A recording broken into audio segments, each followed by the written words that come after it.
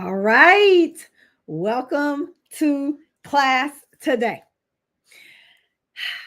We're going to talk about a subject that has definitely been near and dear to my heart, especially over um, the last, I guess, more so towards the last couple of years, right? Um, and it's because I've focused a lot more on abundance and having the abundance mindset and just what it truly means to be and feel abundance in my life. And I'll tell you that I've had a lot of conversations um, around this because there's so many things going on in our country right now where as people feel that abundance is being taken away, right? When it comes to jobs and job loss and just rollbacks for Medicaid and Medicare and all this kind of things, right? Like, so the air right now is not really breeding a lot of abundance.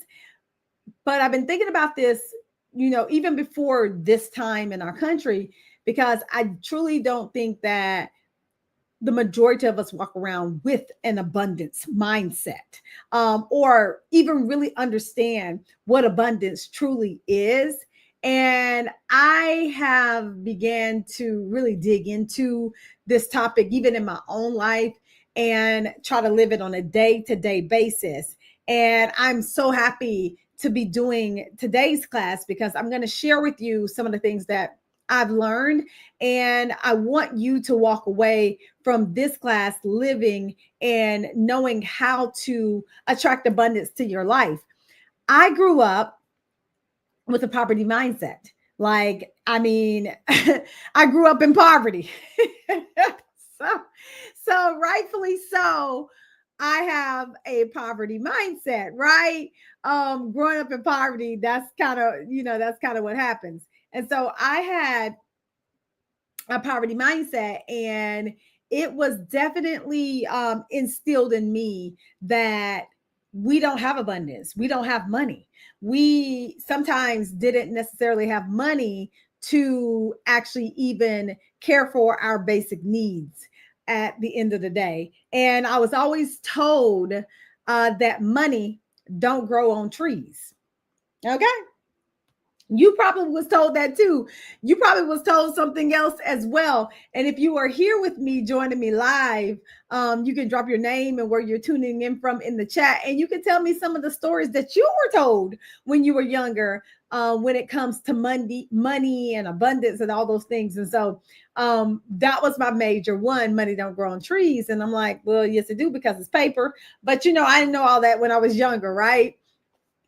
So here I am, being told money don't grow on trees. But the real story was, we don't have money for that. We don't have money for that. No, you can't have that because we don't have money for that. And I think about that now.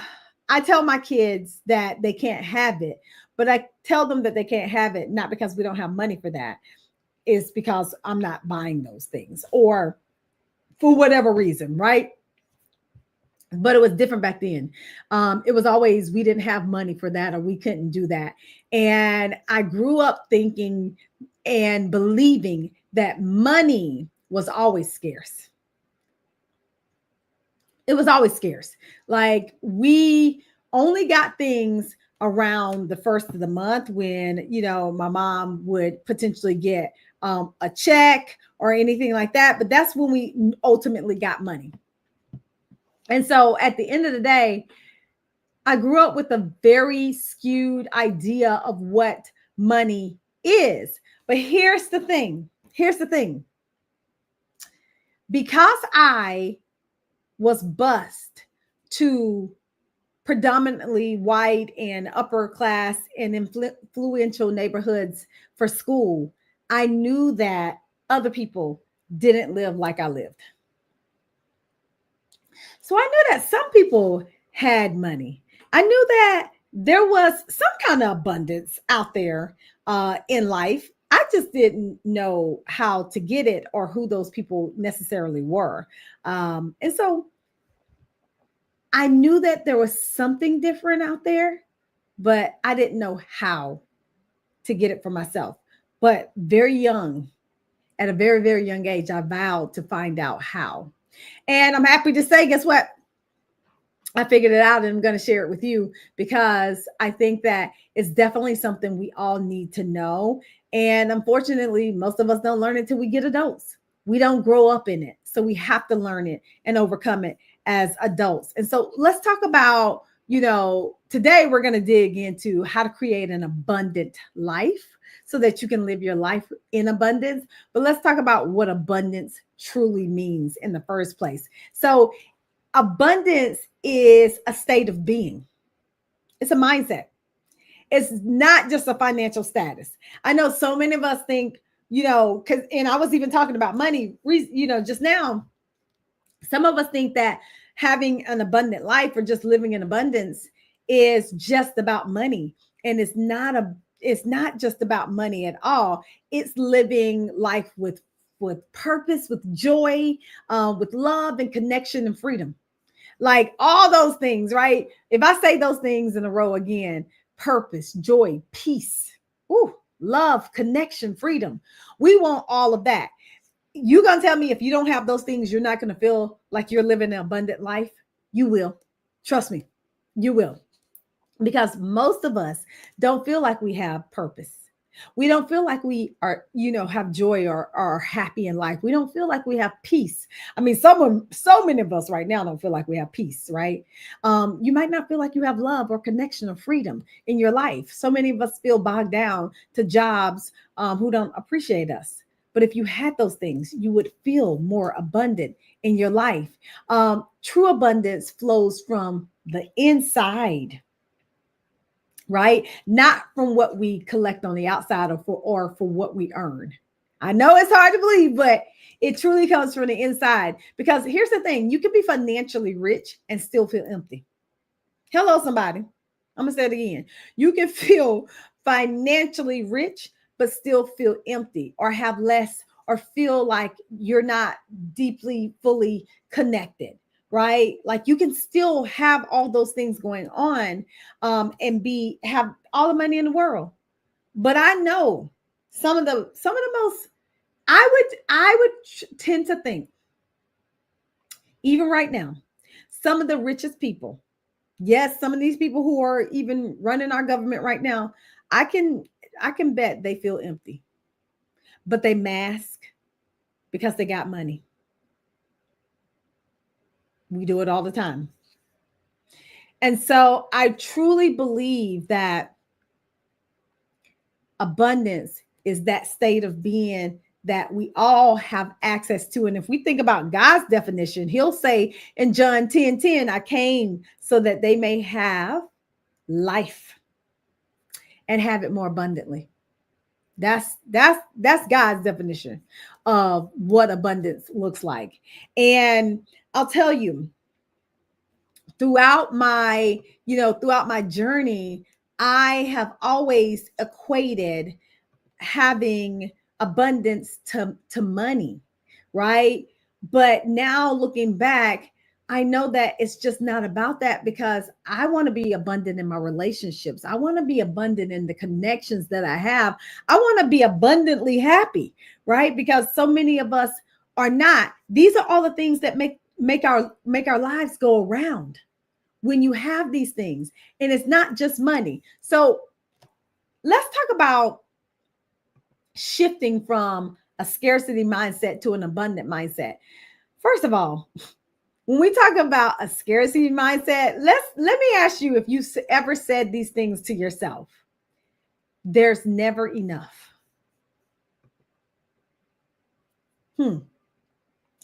I know I used to think that. There's never enough. There's never enough. And let me tell you, what you think will always come true. If you think there's never enough, I can guarantee you there's probably never enough. Another one is, if someone else wins, I lose. That's the economy we're in right now. That is the economy that we are living in right now. If someone else wins, I lose. Who said that was true? Who said that was true? And everybody don't need to win at the same level. But just because somebody else wins does not mean you lose. Because I truly believe there is enough room at the top, whatever the top is for you. Because your top is different from my top, but there's still enough room. But when we think about scarcity, you think about, oh, if I see her and she's winning, then I'm upset and I'm mad because I'm losing. That's one of the biggest untruths that there is. It's just so untrue. Another one is, I'm not ready. I'm not worthy. I'm not capable. These are some of the things that we tell ourselves when nobody else is looking. Or these are some of the things that are breeded in our minds when we have the imposter syndrome. I'm not ready. Yes, you are. I'm not worthy. Yes, you are. I'm not capable. Yes, you are. But these are not things you're going to say out loud. But these are things that you think deep in your soul sometimes. And that's where we have to tackle this at. Because when it comes to abundance, you're not walking around saying, I'm not abundant, right? But you're thinking these things. And what you think is it breeds how you behave. And how you behave affects your life. Because 40% of your actions determines your happiness. And so that means you can wake up every day and what you do is going to determine how happy you are. So, but here's some reframes for all of those, right? When it comes to the abundance mindset says there's more than enough for all of us. There's more than enough for all of us. That's how I live. That's how I live. It's so interesting because I teach coaching and I coach coaches.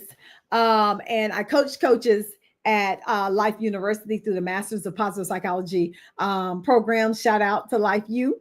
And I coach coaches in my own company, the Positive Psychology Coaching and Diversity Institute. Shout out to our PDL program, Positively Diverse Leadership. And so I coach coaches, and it's so funny. I collaborate with coaches all the time. And I myself am an executive coach. Some of you might have coached with me. Some of you might be in Thrive Society, which is our community and everything. And some of you may be joining us this year at Thrive 25 Women's Conference, July 12th and 13th. But either way, right, my goal is to help women succeed, to help women figure out their God-given purpose and to figure out a career or business that they love and make money while doing it. And I also collaborate with a lot of coaches, and a lot of people will ask me, well, if you are teaching all these women, collaborating with all these coaches, and you're a coach, aren't you scared that they'll take your business? No. Why not? Because here's another reframe. What's for me is already mine. What's for me is for me. What the Lord has ordained for me, nobody can take that. What God has provided and already set aside for you, nobody can take. Period. I don't care how hard they try. And so I know my God-given purpose is to help women succeed. That is it. So if I am to operate the way God has purposed me to, I have to help women succeed. It is what I was placed on earth for. And the same thing about your gifts. So just because you help somebody out, don't mean there's not enough for you. Because what's for you is already for you. And can't no man take that away. And that's just the truth. And that's how I operate, which is the reason why my life is so abundant. Which is the reason why your life can be so abundant when you operate this way. I'm never scared that somebody's going to take what God has purposed me for because they can't do that. And they can't do it for you either. And another refrain is God is my source and he provides always. For me, I love God, and I would not be able to operate the way that I do and still do the things that I do, fight against all the injustices that are going on in our world, especially around diversity, equity, and inclusion, if I didn't have a higher source that I believe in. Right. So I truly believe that I'm placed and you're placed here for a purpose, and it is your job to figure that out. And when you figure that out, you can live this amazingly abundant life. I can remember, um, I've had just several conversations over the last couple of days with students and clients, and all of them are asking about growing a business. Right. This is one of the things that I love. Right. There's videos here on my channel about growing a side hustle while you're still working your full-time job, and how to grow a profitable business if that's something that you want to do. And so these are the conversations that I've been having.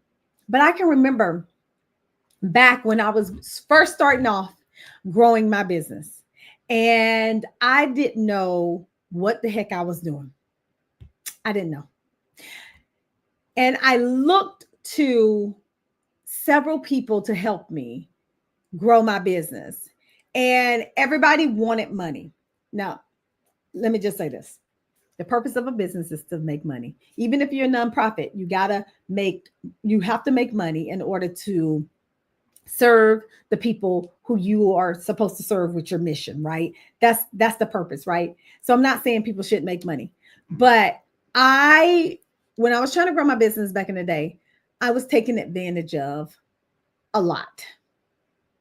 I was taking advantage of a whole lot because I was looking for the answers, and I never could find anybody who I felt, well, who ultimately was honest and wasn't just out for the money, right? In my businesses as a coach, I make money, but my whole goal is to help the person who I'm coaching succeed, because your success is my success.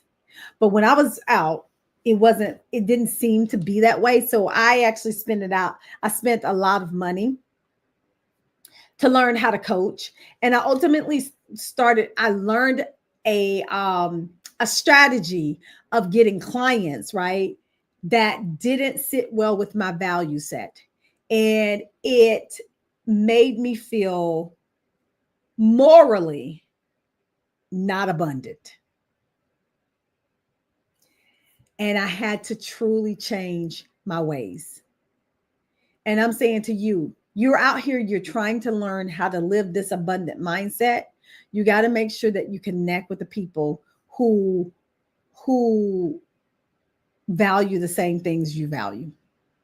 Because otherwise you'll get yourself into a situation that is not good for you. So when it comes to really shifting from a scarcity mindset to an abundant mindset, the first thing I need for you to do is for you to notice your fear of lack.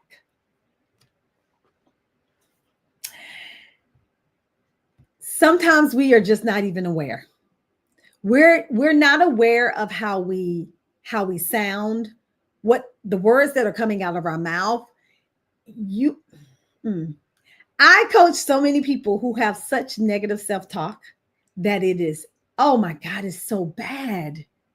And I have to help my clients refrain from this negative self-talk. And because here's the thing, when you talk that way, things happen. You manifest how you feel, what you say, it comes to life. I don't care what you say. So if you're saying, I'll never have no money, I ain't gonna never have no money, I'm gonna always be broke, I'm broke. Baby, stop it. Cut it out. Cut it out. I don't ever want to hear you say you broke, even if you ain't got no money. Take it from Dr. Kiki. Don't ever let them words come out your mouth again. Because if you continue to say that, there's something that's that subconscious in your mind that clicks to say, oh yeah, we are broke. And then your mind never starts to think about ways to become not broke. Okay. So cut it out. Quit saying you broke because, yeah, right? And quit saying that I don't have friends, I don't have connections, I'm not happy, I'm not joyful. All those things. All those things may be true. But here's the thing, what you speak is what is. What you speak is what you get. And so I need you to start noticing your fear of lack and your thoughts. I need you to wake up and notice when you are in a negative funk. And I need you to replace those with the truth and with gratitude, because you can always be grateful about something. I don't care. You can be going through the absolute worst time of your life. And I know so many people right now, I know you may be going through a difficult time in your life right now. I do. But here's the thing, and I know you've heard it before. There's somebody out there who is going through something far more difficult. This is not meant to invalidate what you're going through. It's meant to put what you're going through into perspective. There's somebody out there who's going through so much worse than you are right now. And the fact that you are alive means you were meant to be here right now, listening to my voice. This is your sound. This is your sign that you matter. And you got to get these negative thoughts out your head. So ask yourself, what's the truth? What's the truth? We have these things called thinking traps. Thinking traps are these thoughts that keep us in this circle, and they keep us trapped, and we spiral and we spiral and we can't get out of it. And so one of the ways to stop a thinking trap is to ask yourself, is what you're thinking, is it actually true? Nine times out of 10, what I've realized with my clients is their thinking traps are not true, but they never stop to ask themselves that question, because some of us just want to spiral. So I need you to take a step back. Ask yourself, is what you're thinking about your lack or your lack of abundance actually true? If it is true, I get it. I get it. But what can you now be grateful for? Right? Can you be grateful that you have the ability to get up and figure it out the next day? Because let me tell you, as long as you have breath, that means you can figure it out. That means you can figure it out as long as you have breath. The only time you can't figure it out is if you no longer have breath. So I need you to also surround yourself with people who think abundantly. Now, we all have friends. And chances are you got that one friend who always gonna think negative. You got that one friend who always gonna bring up something negative, who looks at the glass half empty versus half full. We all have friends like that. And you got to know where to place those friends. If you are in a state where you are trying to build your abundance and your abundance mindset, you can't be around that friend, because that friend will bring you down. Because, baby, misery loves company, period. And if you don't want to be miserable, you need to stay away from that person. Find the friend who's happy. Find a friend who can see the bright side of things. Even though the world may be crumbling down, they can still see the brighter side of things. Find that friend. Because when you're trying to get yourself up out of a funk and trying to get yourself into an abundant life, you need people who think like you. You need people who are going to challenge your faulty thinking. When I get into a funk, right? My husband, yes, okay, yes, I do sometimes. I know I'm Miss Positive Psychologist. I know, but I'm also human, and so are you. But when I get into a funk, sometimes my husband's always there to lift me out. He's always there to show me and to tell me, ma'am, you need to go and look on your bright side of things. And I'm like, I know. You need friends like that. And then you need to really get you a daily affirmation that resonates with you. One of those for me is, I'm living in abundance. I'm walking in abundance. I'm running in abundance. I'm dripping in abundance. Abundance is all around me because I need to be reminded that I have a good life. You need to be reminded that you have a good life. Despite things that may be going on, at the end of the day, if you got a job, if you got a roof over your head, if you got food, you're doing pretty good. You're doing better than most. I'm not playing. You are. You're doing better than most. And so that's how you shift from a scarcity mindset to a to an abundance mindset. And so I want to just leave you real quick from this class with some practical steps to fully live in your God-given purpose as it pertains to abundance. First of all, I want you to get clear on your gifts and your passions. I've talked about this so much in a lot of my classes.